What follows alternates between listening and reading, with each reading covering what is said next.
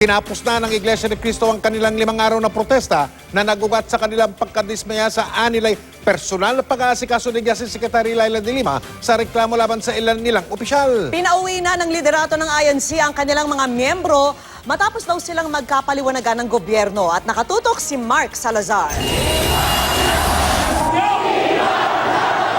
Sa huling araw ng kanilang pagtitipon sa EDSA Shaw Crossing,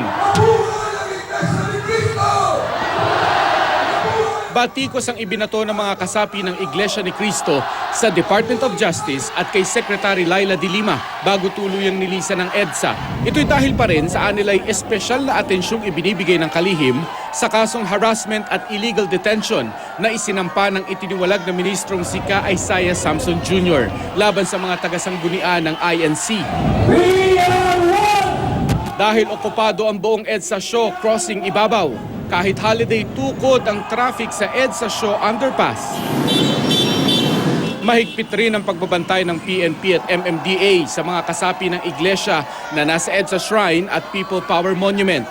Ang kanto ng EDSA at Ortigas nabarahan na ng mga tao. Tig-2 lane pa ng EDSA at Ortigas Avenue ang nagmistulang parking lot ng mga service bus ng mga dumalong miyembro ng INC. Pasensya sa mga nangyari. Sana po ay maintindihan niyo po ang aming pinaglalaban. Pinagbibigyan po namin yun, ma'am. Na yun, ma'am, dumaan po sila sa mga, sa mga kanya-kanya nilang daanan kung saan po yung EDSA. Alas 9 ng umaga, lumabas sa kanilang mga LED screen ang biglaang mensahe ni INC General Evangelist Bienvenido Santiago.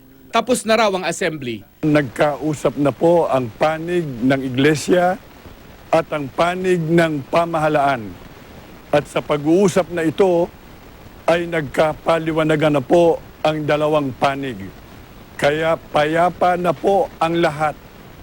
Ito pong ating isinagawang mapayapang pagtitipon na sinimulan natin noong Huwebes ng hapon ay natatapos na po ng mapayapa rin ngayon pong Lunes ng umaga. Kay INC spokesman ka Edwil Zabala namin itinanong kung anong napagkasundo ang tinutukoy ni Cabien. Wala po akong alam doon. Nandito po. Opo. Nandito po.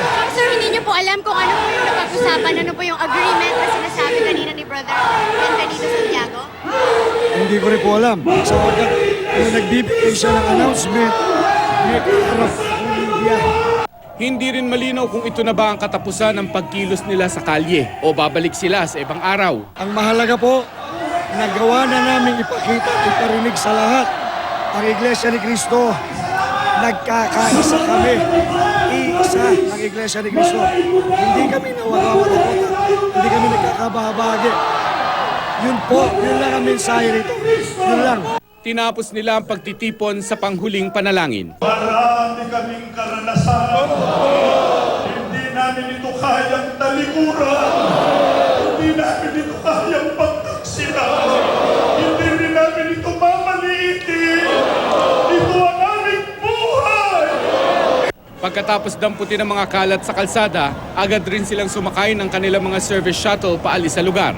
Alas 10 ng umaga, binuksan sa trapiko ang magkabilang service road ng EDSA Shaw at agad ring lumuwag ang trapiko sa kahabaan ng EDSA.